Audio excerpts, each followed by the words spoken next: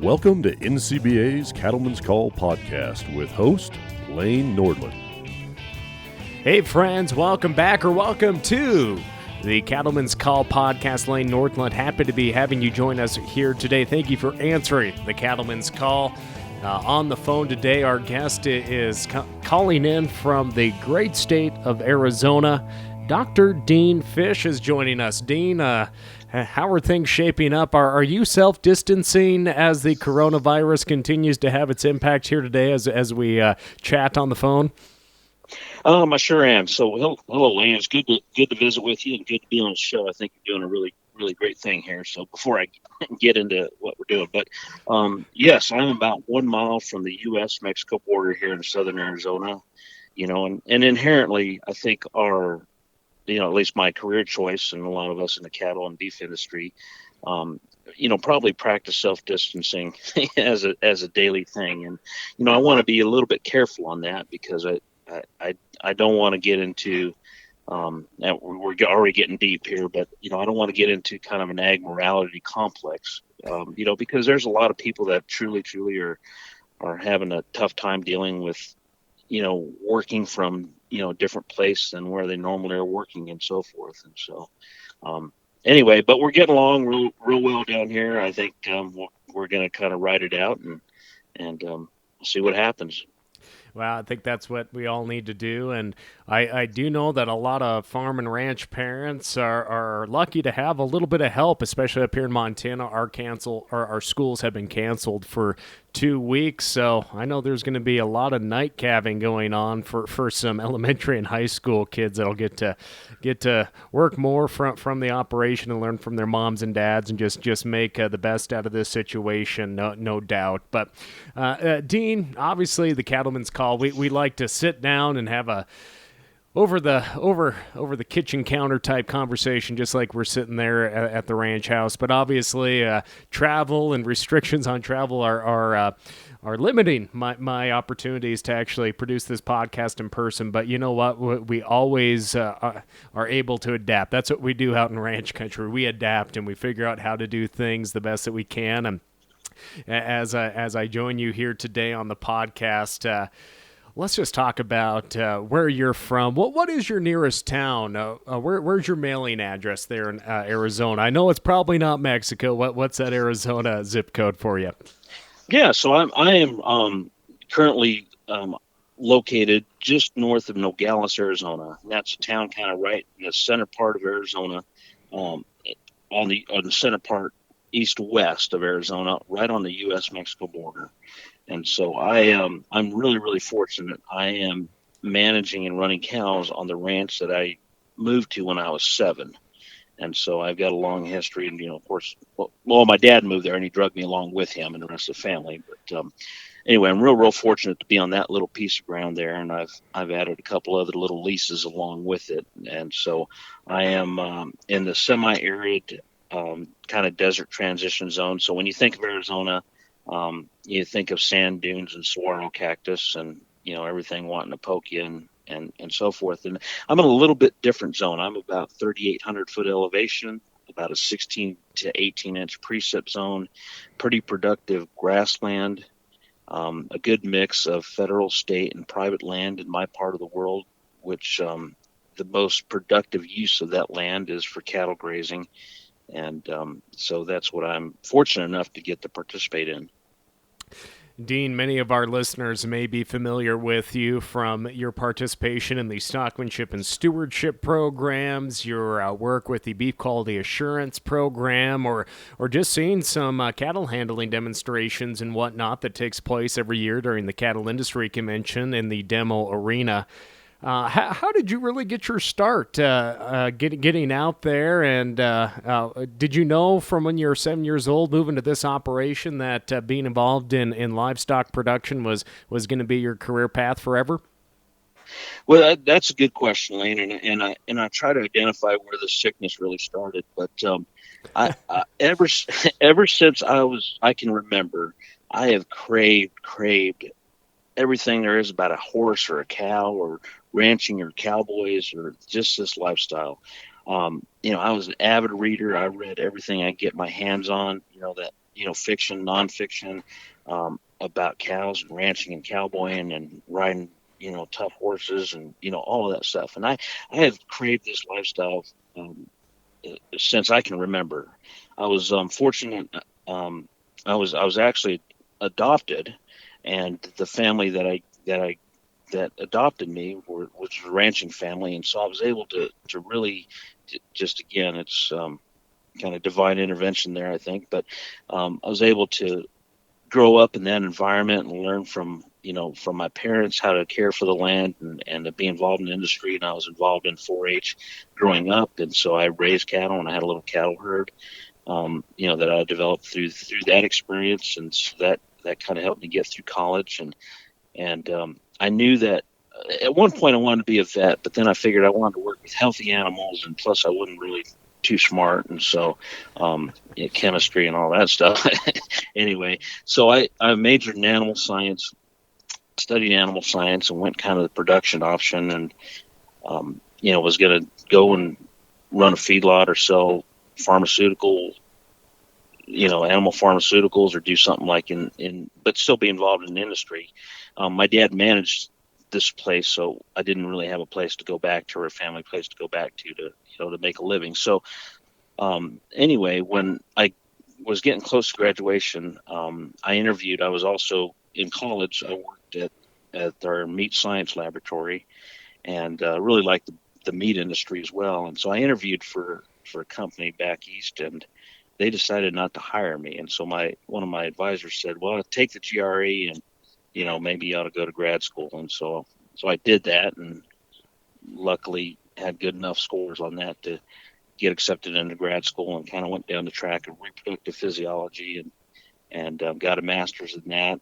Went into extension, and during my extension career with the University of Arizona, I completed a PhD also in reproductive physiology, and so anyway, was able to have a good foundation of science, but combined with my practical background, and then with extension application of that science. So kind of a real neat little blend of different, opportunities I've been fortunate to be involved in. So anyway, we're getting around to your question. I mean, eventually well, I'm going to interrupt you because yeah. you mentioned you get your BS, your MS, and your PhD all from the University of Arizona. In the academic world, they would say that you're inbred in your I'm education. Triple inbred, absolutely. So are you absolutely. inbred, or are you line one? Well, it depends on who you ask, what presentation I'm giving, but it's of course inbreeding if it doesn't work, and line breeding if it does. So, and that was purely a function of economics. I grew up at kind of a poor Mexican ranch kid, and I was fortunate to get some scholarships through 4-H and through organizations like the Cowbells, and we have a Cattle Industry Foundation, and so forth. And not there's anything wrong with it, but the place I could afford to go was University of Arizona. Hey, those land grants, they're a reason that all of us farm and ranch kids can go to school.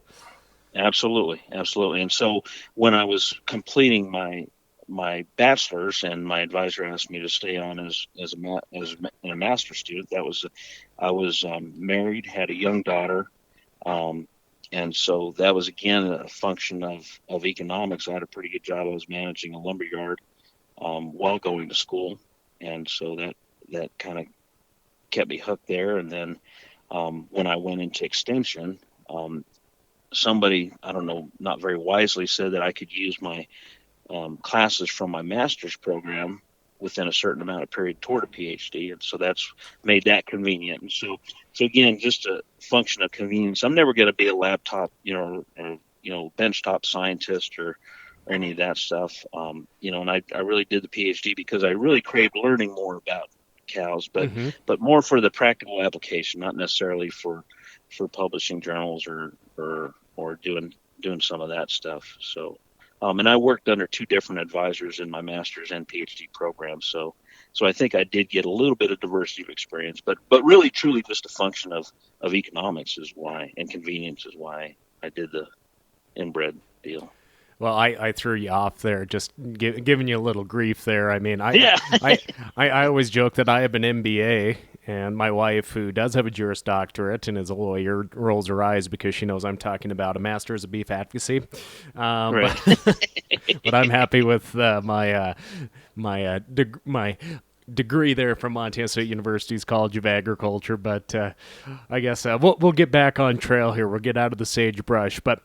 You went through these these educational opportunities that presented yourself, and you mentioned that you really didn't see much opportunity to come back to a place since your dad managed it. So how did we get from the higher education and back on the operation and towards your future goals? Yeah, no, good question. So I worked in extension. I had about almost a 15-year career in extension. I started out as a county director and county agent, a small county, and became a regional livestock specialist and did a lot of work here in Arizona. And in 2013, I had the opportunity. My dad wanted to retire, and I had the opportunity to go back to the ranch, and I did it a little bit different than he did. I don't know, foolishly today in today's cattle market, but I asked as part of my transition to going back to production agriculture, if I could buy the cow herd and lease a ranch, and then also do kind of cool stuff with the Santa Fe Ranch Foundation. That was a ranch I grew up on that was now owned by a family foundation. And so they were very happy knowing the profit margin in the beef business to do that.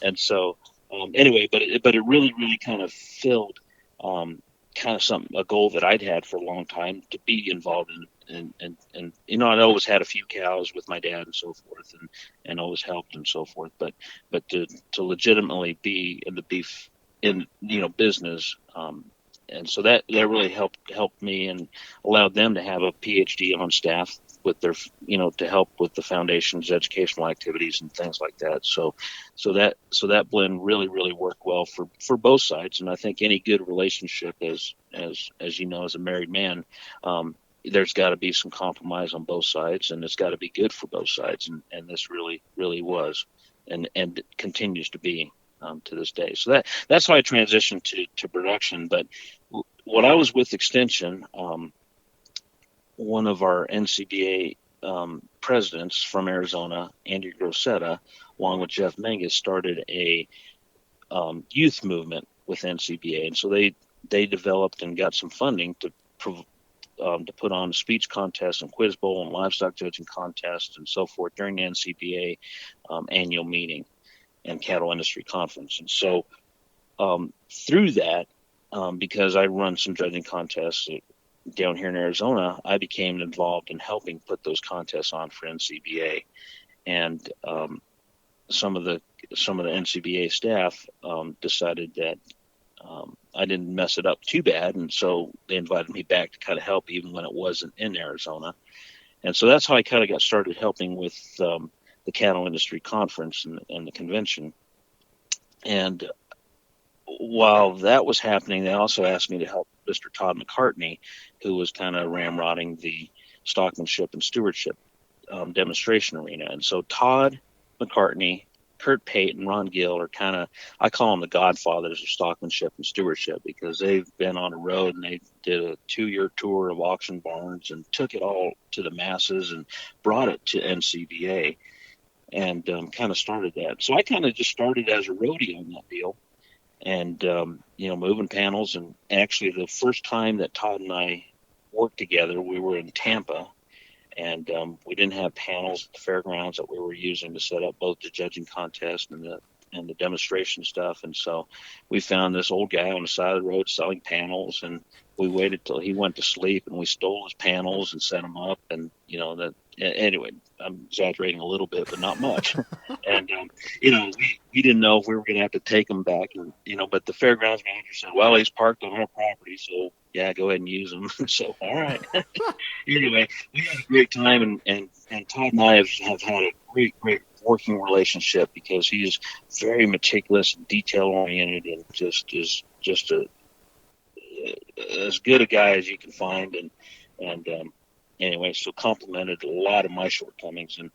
And so anyway, during that time and kind of being a roadie, we see a lot of demonstrations in the stockmanship and stewardship. And I tell you, I drank the Kool-Aid listening to Kurt and Ron, talk about some of the different principles of stockmanship, and you just can't help but absorb it. And they're just two wonderful, wonderful educators, each with their own style, and really, really kind of saw things that I did that were part of good stockmanship and stewardship, and also recognized a lot of the stuff that I did growing up and continue to do were not good parts. And so again, wanting to continue that learning and continuing that, I really studied it and got some resources from those guys, and asked a lot of questions. And so eventually got to where they asked me to do a couple of presentations because they knew I'd kind of been helping and studying this. And so that's kind of where I got my start. So I'm by far the junior member of that stockmanship and stewardship team, but very proud to just even be associated with them. And I'm getting better. I mean, really, really, truly, and honestly, it's an intimidating topic to present, especially to people that have been doing it their entire life. Because I certainly don't know any more than they do. But hopefully I can bring a little different perspective and kind of share some stuff, combining some of the research that like Dr. Grandin has done, and some of the, other kind of stuff from the horse world that Kurt brings, and some of the, really good science-based stuff that Ron brings, and kind of blending all of that, with some practicality and, how to be a good stockman and how to, decrease that stress when you're handling, your animals, whether that's your horse, whether that's your dog, whether that's your livestock, whether that's your family, your workers, whoever it is. But, kind of getting that ultimate goal to where, everything works better and smoother. Question that I have for producers of all ages, whether they're just coming back to an operation, maybe they've been there 10 years with the folks, or maybe they're 50, 60 years old and they've been there for a few decades. What is your answer to them if they asked you, why do I need to do BQA? Yeah, so good. I totally ignored the BQA part. No worries. Question, I mean, I think they all come together, but because really they got to take these steps, whether it's attending the convention or the stockmanship and stewardship. Why should they take these steps? Yeah, I tell you, the BQA thing, I've drank that Kool-Aid for a long, long time. Again, with Extension, that was one of our, beef programs that we did. But, and I knew that as a producer and educator that it was important. But I tell you, if we look at today's beef industry, I used to think, especially when I got really back into the production side, that I was in the cow-calf business. And I'm truly not. I'm truly in the beef business. I'm truly in and I've got to connect with those consumers, because those consumers today, and we've seen this trend for a long time. You see it more than I do, Wayne, but those consumers want to know where that beef comes from, how it was raised, and how it was treated. And that's at the core of what beef quality assurance does. It helps guarantee to our consumers that we're raising a safe and wholesome product in a responsible manner. And so regardless of where you're at in the beef industry, those principles of BQA must be practiced. And I firmly believe that, and I'll share that with anybody that wants to hear that we need to do a good job, and we need to give our consumers that confidence and give them permission to feel good about partaking in what I think is a premier protein product, beef. Now, as I jump back to stockmanship and stewardship, I'm going to just throw the dates out there. Again, hopefully these dates don't change due to the Corona situation, but the 2020 tour dates for the stockmanship and stewardship event, they're going to be in Elko, Nevada. We are looking at August 12th through the 13th. In Ontario, Oregon, August 21st through the 22nd. Durango, Colorado, August 28th through the 29th. Danville, Indiana, that is September 11th through September 12th, and then Bowling Green, Kentucky, that will be October 30th through 31st. So for our listeners out there that haven't attended a stockmanship and stewardship event before, what's in store for them? I mean, this is a wide-ranging, this covers a large part of the country, different parts. what can they take back to their operation and feel like it's going to help their bottom lines and ease stress on themselves and their animals? Well, I tell you, thanks to a good partnership with Merck Animal Health that they're bringing us this regional tour. But each one of those locations has got a local committee that has put this proposal together to host these regional tour dates. And so they're going to have, in addition to stockmanship and stewardship training, they're going to have a whole plethora of different education related to beef quality assurance. But I promise you that from the stockmanship and animal handling perspective, you're going to get either Kurt or Ron or I or a combination thereof of people that are, all three of us have been involved in education. All three of us have been involved in the production end of it. And so um, they're going to be able to take home some tips and some different pieces of low stress animal handling and of being effective in your stockmanship and how you're handling your animals. You're going to be able to take that home regardless of whether you at home work cattle on foot, whether you work them on horseback, whether you work them with an ATV. You're going to be able to take tips that'll reduce stress on those animals, reduce stress on your crew.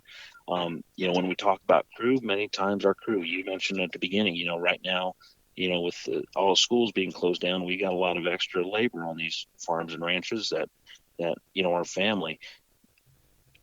Those are the most important people that we need to be taken care of in our life. And so being able to do that in a low stress manner to where those young people look forward to going out and working cattle with their parents um, or even spouses would get along working cattle together.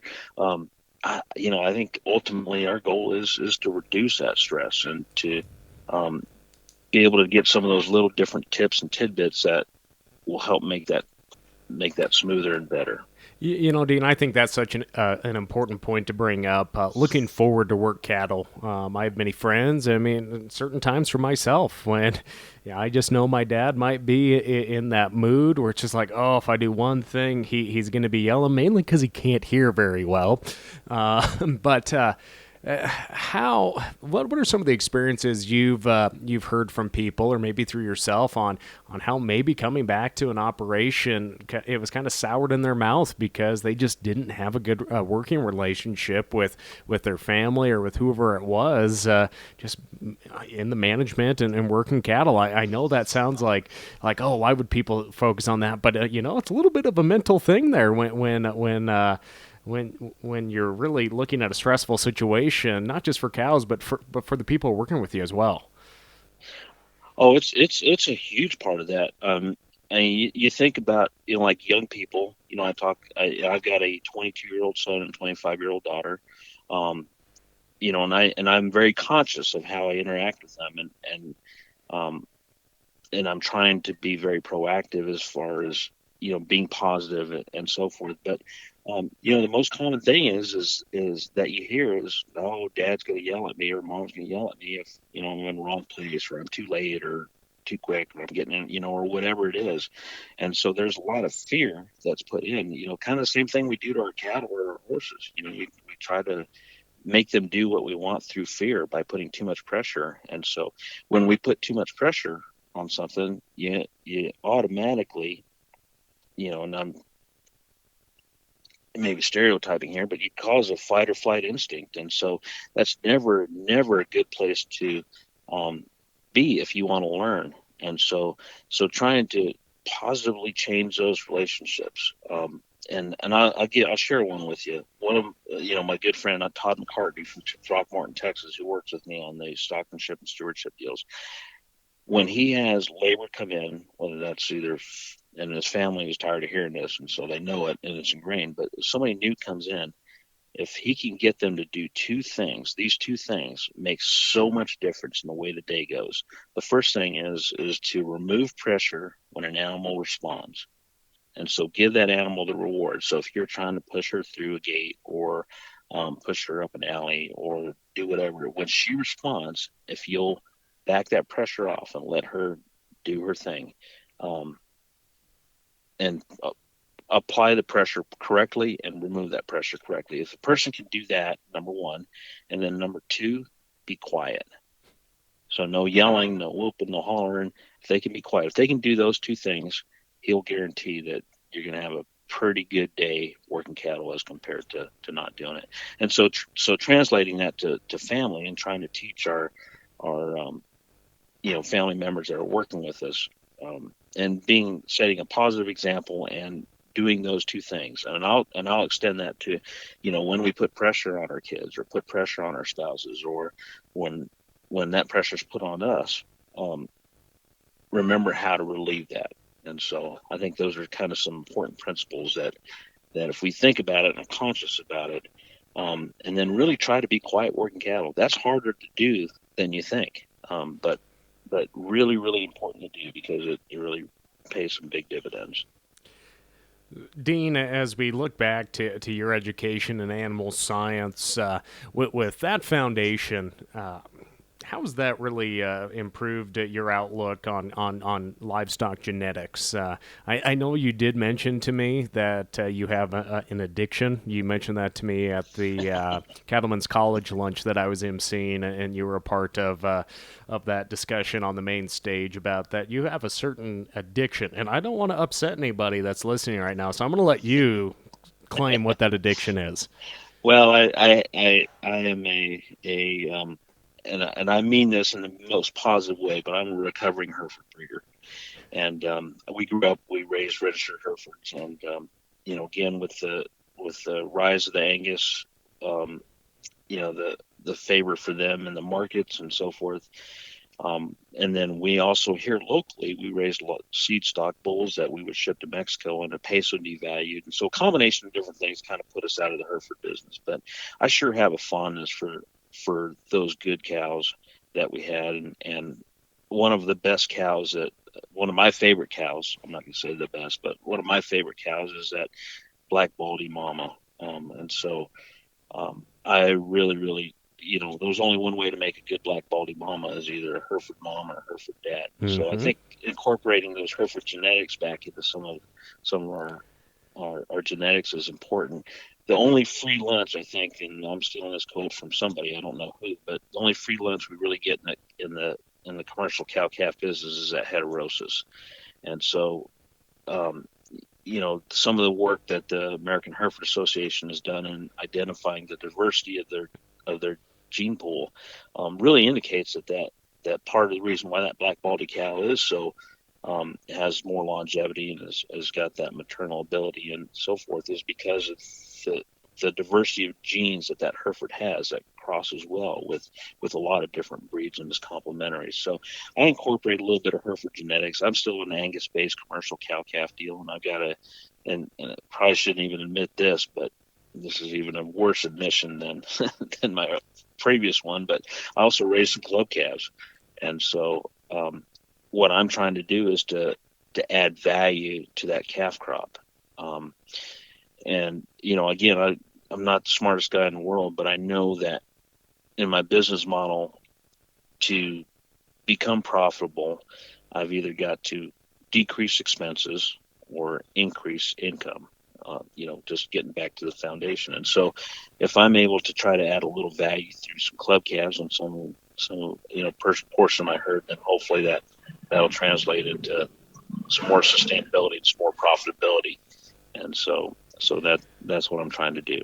So what other tips do you have for commercial cow-calf operators out there? I agree with you. I think the Black Baldy is just a supreme example of an opportunity for producers, and so many do in the countryside take advantage of genetic selection like that. But what are some things that you've picked up over the past few decades in looking at those genetics and making sure that we're looking at that bottom line of the operation to make more money or cut those expenses? Well, I think right now we are, and they probably say this every 5 years, but I truly, truly believe that we're on the cusp of some really cool changes and some really good innovations in the beef industry. I'm excited about what this next generation of ranchers and farmers that are committed to the beef industry are going to do. I get a chance to work with the interns that come to the NCBA convention, and they're all either graduate students or last 2 years of undergrad, and man, there's so much enthusiasm and energy and intelligence there that I'm excited with what about what they're going to do in the beef industry.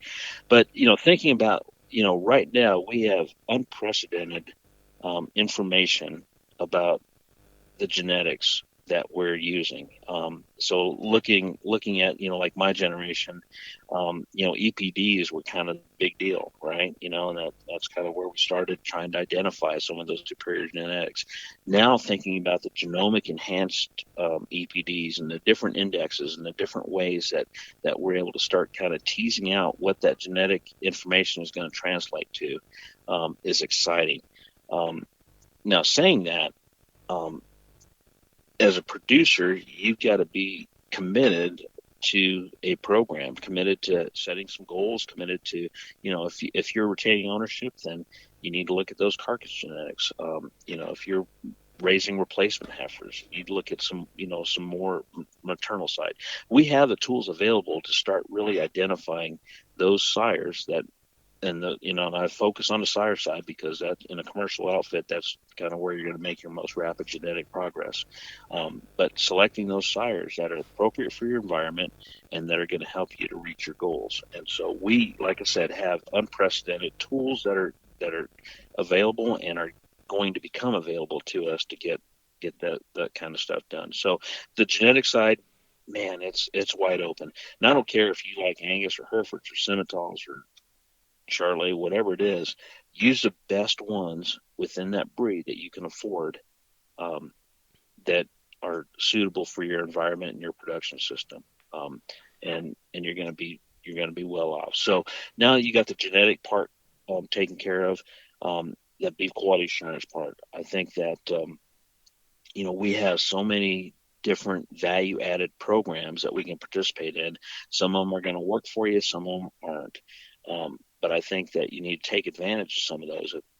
If you've got a good vaccination program and you're weaning them, make sure that you use that in your marketing of those calves. If you if you want to participate in an all-natural type program or whatever that is, but find some of those value-added programs that fit your production system and try to capture that value. If you're doing the work, you've got to get paid for it. And it's foolish not to.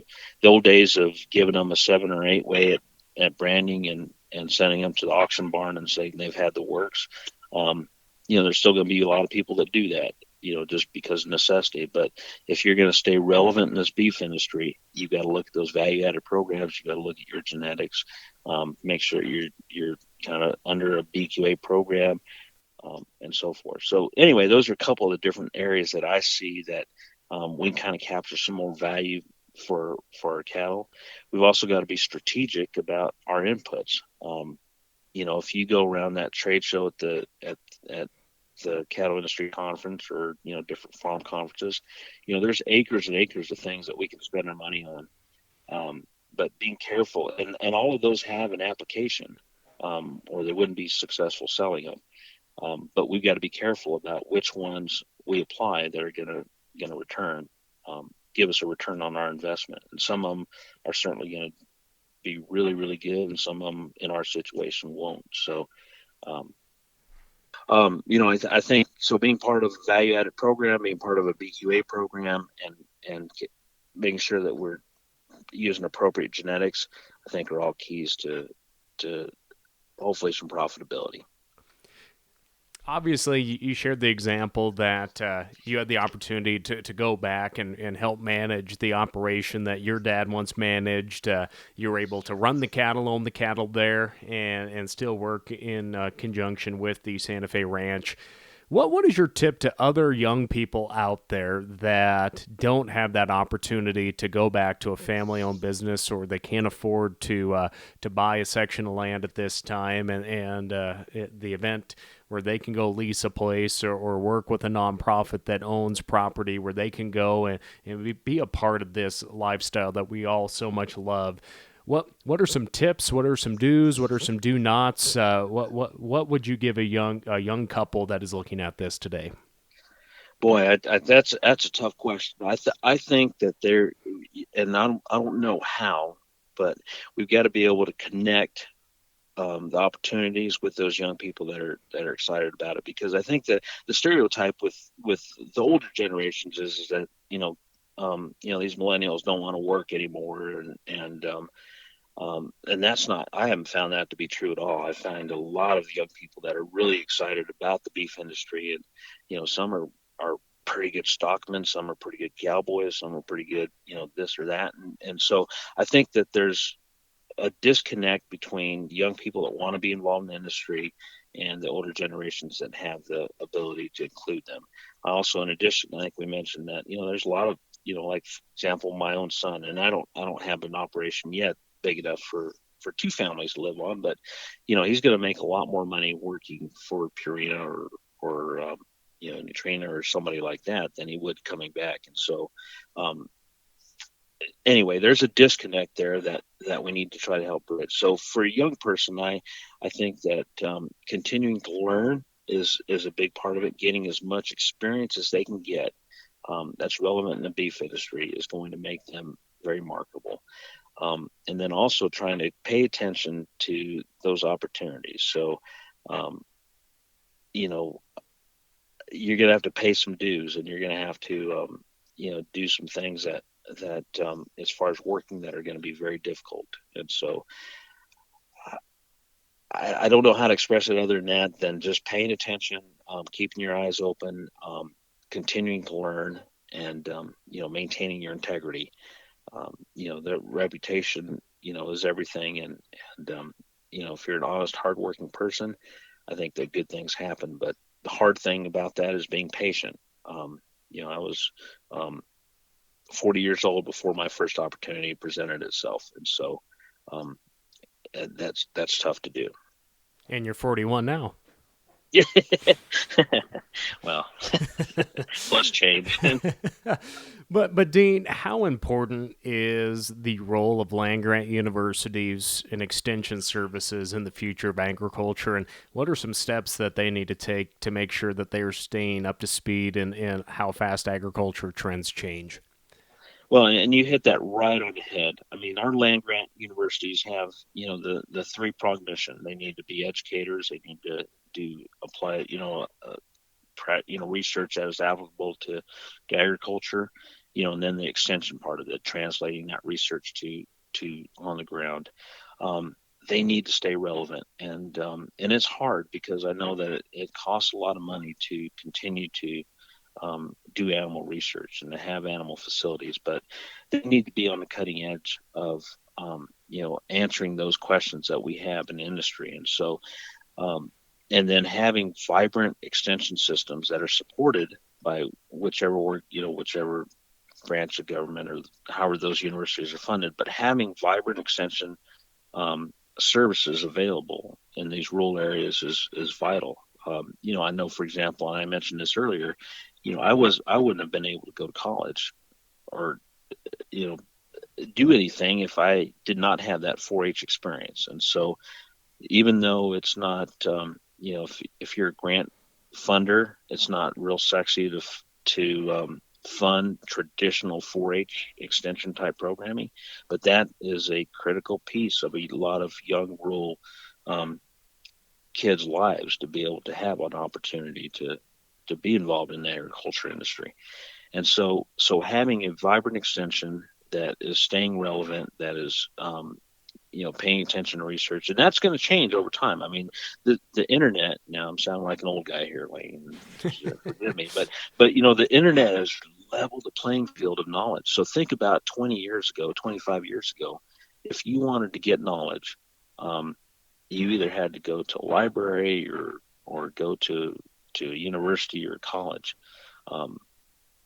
Now with the internet, a lot of that information, the majority of that information, some of it good and some of it bad, you got to pay attention to your source, but a lot of that knowledge is available to anyone right off that phone. I mean, I can be riding my horse and I could figure out who what the capital of Timbuktu is, right? I don't have to go to an encyclopedia or whatever. I can find that right on my phone. And so that knowledge has been is being accessible to a lot more people.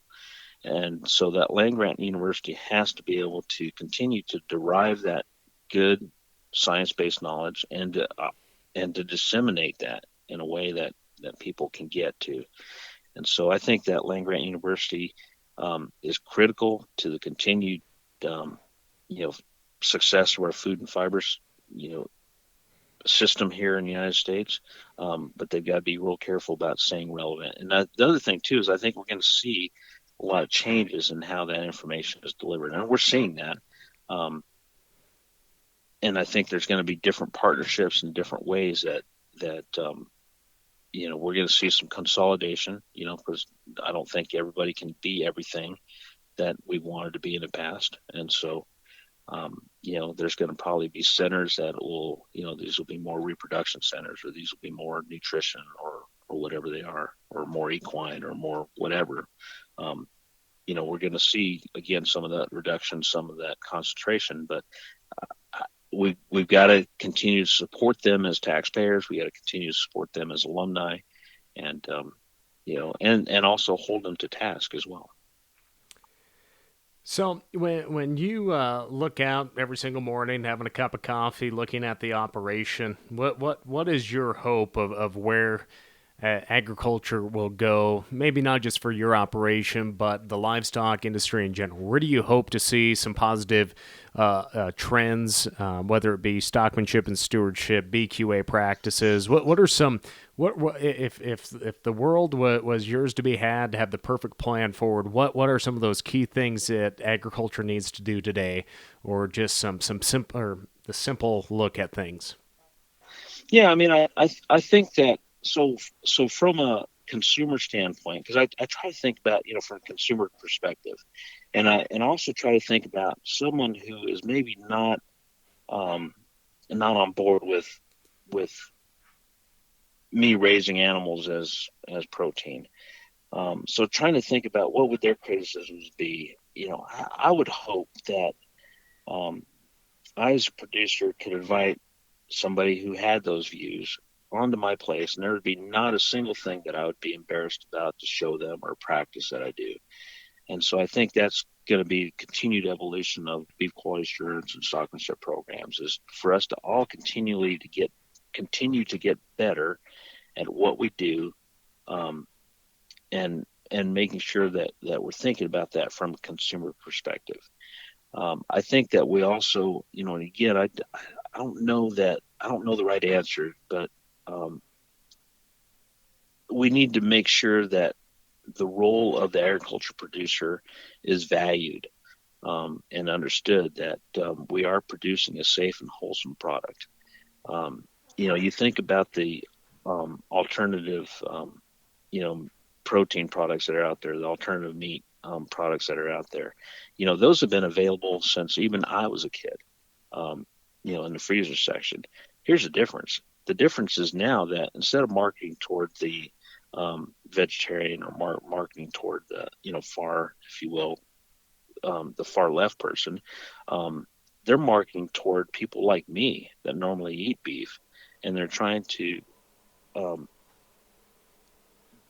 make them feel like they're making a choice that is better for the environment, or better for their health, or whatever it is. That's the difference now. And so we again, as I mentioned before, we need to give our consumers, our good beef consumers, permission to feel good about what we're doing, but we in turn need to make sure that we're doing it in a safe and responsible way. You mentioned that trust that consumers have, or should have, in producers, and vice versa.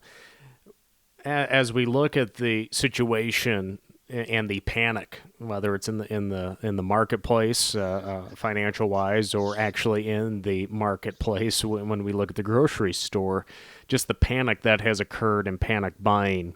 You walk down, or I mean, I've seen it here in Bozeman, Montana, where there's no protein on the shelves, and that's across this whole nation. But, and I've seen this on dozens of pictures, that the fake alternative proteins, they're still on the shelf. People still go back to that trust that they have in protein, like beef being in the grocery store. And we've seen a lot of producers that have beef on hand, or they have their own branded beef products, use this as an opportunity to reach out and say, hey, we know there's not beef in the grocery stores. We have beef. How can we help you get meat on your table during this uncertain time, during this panic? But I think this is a big opportunity, though, how farmers and ranchers do not need to be cynical about this whole situation. They need to say, hey, we are here every single day. We provide the food and fiber for this nation. We get taken for granted a lot of the time. But I think this is a time where we positively showcase the role that farmers and ranchers play here in the United States with food security. And I've seen a lot of people within the agriculture community take this as an opportunity to almost shame consumers for not really understanding where their food comes from. And there should be a little bit of that shaming, but to an extent. But I think this is an educational opportunity to talk about where food comes from and how it's raised, and how beef, for example, is raised sustainably out on the countryside. Amen, brother. Amen. Preach on. I agree with you. And like I said, I want to be careful about what I call the ag morality complex of trying to shame consumers into that. And so, again, being positive and talking about what we do and sharing what we do it's a wonderful opportunity right now, despite the uncertain times, to do that. Dean, I know you're probably pretty busy down there. At least it's warm. It's only about 10 degrees here in Montana today, so I hope your weather's a little nicer than it is up here. I was actually in Bozeman last week doing a little work for Sustainable Ag. Well, thanks for the call. Yeah. We could have done this podcast then.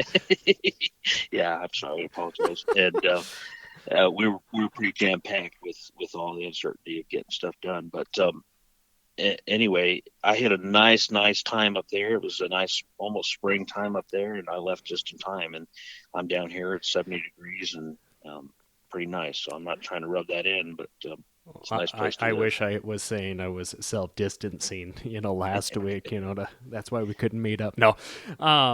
Again, we've been talking here for just under 50 minutes. Any last thoughts that you have for the young men and women listening to this, or just the cattle producers in general that tune into this show? Any last tips and maybe why they should look, maybe if they can attend that Stockmanship Stewardship event here coming up this summer? Well, I think that anybody that attends those things are gonna get some valuable things that they can take back to their operation, or at least to think about.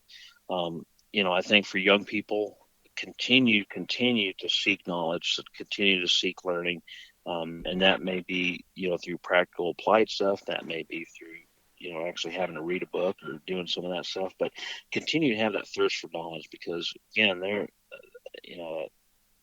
the ones that are going to continue to revolutionize and change this beef industry and to continue to make it better. And so I continue to pray that they work hard, that they have faith, that they retain their integrity, and I'm excited to see what they're going to do for the future of this industry. My last question is, do you still raise goats? That's a funny question. I was talking about the leveling of the playing field, and I actually learned how to AI goats off of YouTube, and so that was again, I probably shouldn't admit this, but anyway, I do raise a few goats, kind of a show goat deal. I expanded my cattle deal a couple of years ago, and so I have less time. They take a lot of time to do it correctly, and so I cut way back on those, and I'm concentrating on cattle. But the show goat deal was pretty fun. Well, I saw your flyer at the Cattle Industry Convention about goat yoga with Dean Fish. How did that session go? It was good, but I ended up having to bring a bunch of weaned calves in because I ran out of goats. And so, we had some injuries and some other stuff go bad. But and the manure is not quite as conducive to yoga from a scouring calf. So anyway, I think we're gonna have to regroup and try something different there. Yeah, well, I'll make sure and get to it next year. I know at 3:30 in the morning is just too early for me. Right. But, well, you got to milk them goats. I know. Oh, well, namaste, Dean. Hey, thank you so much for taking time and sharing a little bit of your story. And I know I'll continue to see you at events across the nation, especially during the cattle industry convention. But for our friends at home that maybe want to learn more about you, the Anchor F Cattle Company, I actually didn't even mention the name of your operation, but also the Santa Fe Ranch and just your outreach in general. Where can folks go to learn more about you? Well, again, we're on that, on that book face machine, and you look up the Santa Fe Ranch Foundation and kind of see what we're up to. We do a lot of really cool stuff with, trying to get kids out of doors, and we work with developmentally disabled people and some really, really cool stuff. And, I've got a little Anchor F Cattle page on there as well. But,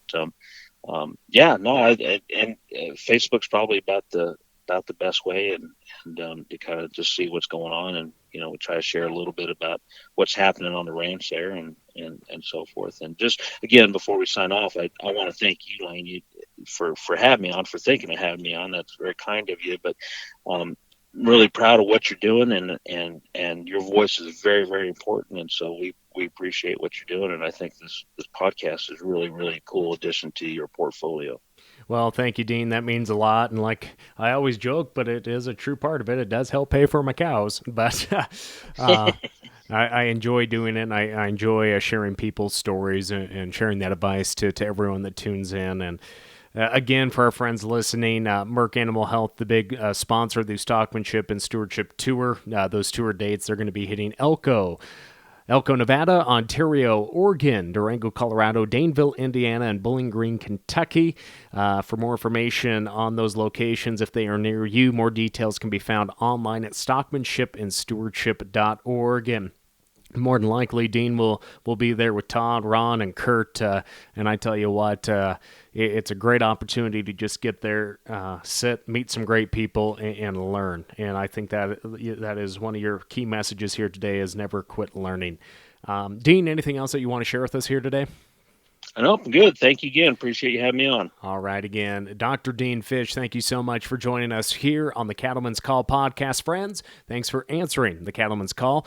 If there is a topic or someone you would like to be featured on the Cattlemen's Call, just make sure and send us a note on our website. That webpage is found on NCBA.org. Just find the Cattlemen's Call page when you are visiting there. All right, friends, that will do it for today. I'm Lane Nordlund. We'll catch you next time. Thanks for tuning in to NCBA's Cattlemen's Call podcast with Lane Nordlund.